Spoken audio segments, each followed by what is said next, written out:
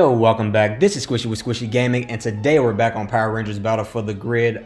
A lot of you guys have been hitting me up in my DM, and I do apologize for the delay, but last week I was having a laid-back week, messing around on Soul Calibur, and I did get to look at a couple of the questions. Today's video will actually be going over one of the questions that stood out to me. The question stated that if I was a developer for Enway, or just in charge of putting one update into Battle for the Grid, what would that update be and how would I incorporate it into the game? The way the question was structured, I could tell that they wanted me to go into the whole combo breaker versus non-combo breaker rabbit hole. However, that's not what we're going to be going over in this video. If you guys want me to put together a video like that and my thoughts on the whole situation, definitely reach out to me. You can DM me or you can message in the comments below and I'll definitely get around to the video. I'm kind of indifferent on the situation. If they add it, cool. If not, it's not going to stop me from playing the game.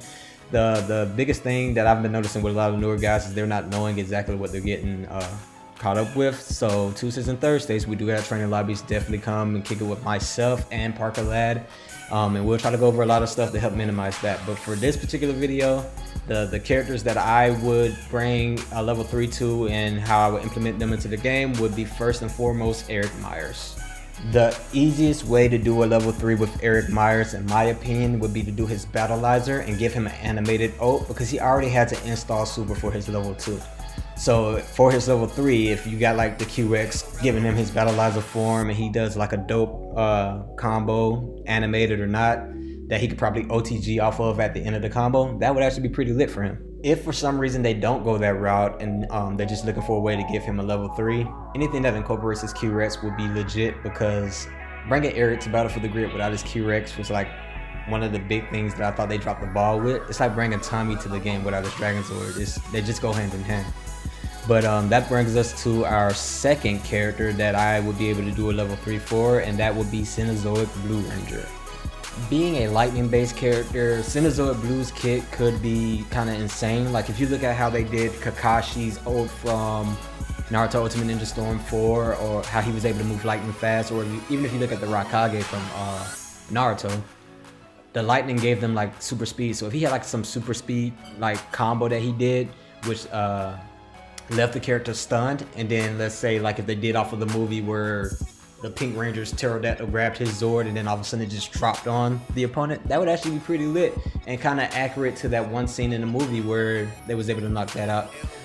That would be my thoughts for him as far as his level 3, because lightning characters tend to have a lot of versatility when it comes to supers.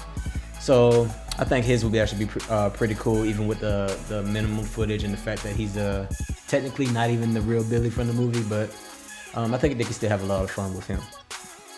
The next character that I have on the list will be Gia from Super Mega Force, mainly because I think she has one of the most bland ults in the game.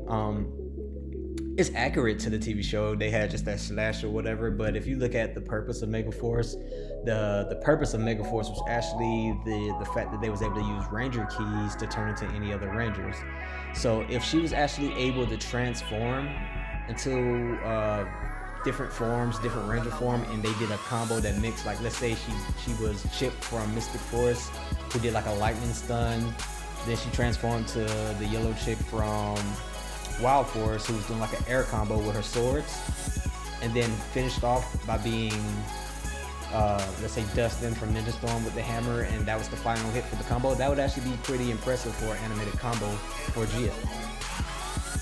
I mean, with the topic of Yellow Rangers, they could also do a level 3 with Trini, where she gets an install instead of that big beam that she has, where her level 2 could be the beam, but her level 3 is an install where she comes out of the Zord and turns into the regular Trini, which could be like a faster pace, like Wolverine-ish style character, or like how Catwoman is from Injustice 2. That actually would be pretty fun. For the OG Mighty Morphin Power Rangers fans who grew up like I did with the Power Rangers in the 90s, Jason could get the power sword where he jumps in the air, combine it with the rest of the weapons, and you actually get to see the other Rangers next to him for this particular animation. And then when he fires it, it's kind of like Iron Man from Marvel vs. Capcom, how he has that the proton cannon and stuff like that. Just a solid beam across the map will be fine for him, because if you look at his ult right now, with the Tyrannosaurus ult, after he dashes in with the sword, he's kind of left where if they're blocking, he can be punished. but with a beam, you won't have that problem. The next character that I would do a level 3 for would be Doggy Krueger. He's my personal favorite ranger, and he's definitely my favorite character in Battle for the Grid, and he actually would have a lot of fun ways you could actually tweak his ult for his level 3. His level 2 is perfect in my opinion.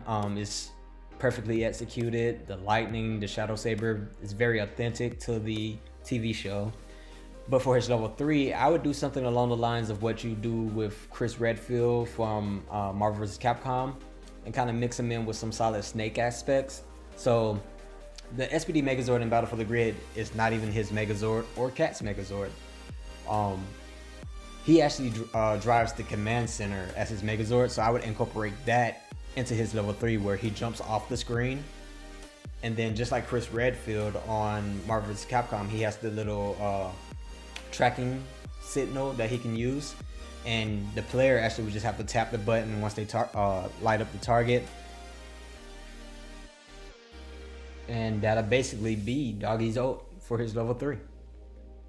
They could also give like a glimpse of the base Megazord when he jumps off screen so people know where he went, but other than that, I think that'll actually be really dope for Doggy as far as his level 3 goes.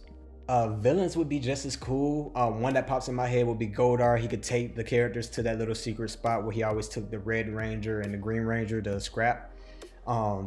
He could have the Rangers when they come in looking for their morphers, so to give the developers the opportunity to show them unmorphed. And if they die up there, cool, you get the KO. But if they don't die up there, you could show them like doing a combo on Goldar, grabbing a hit on Goldar, grabbing the morphers and teleporting out, so that everything can reset. That actually would be a really cool aspect to bring to Battle for the Grid, and you can see each character unmorphed.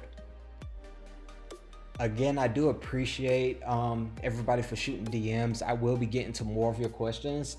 If you guys enjoyed videos like this of me responding to your questions on stream, definitely let me know. I will definitely be up to doing more of that. Just in general, I just appreciate you guys for reaching out and actually showing interest in the channel. I'll be more than happy to continue to create more content for you guys. But without any further ado, this has been Squishy with Squishy Gaming, telling you guys to be safe, be easy, and stay frosty. Enjoy the rest of your day. Take care.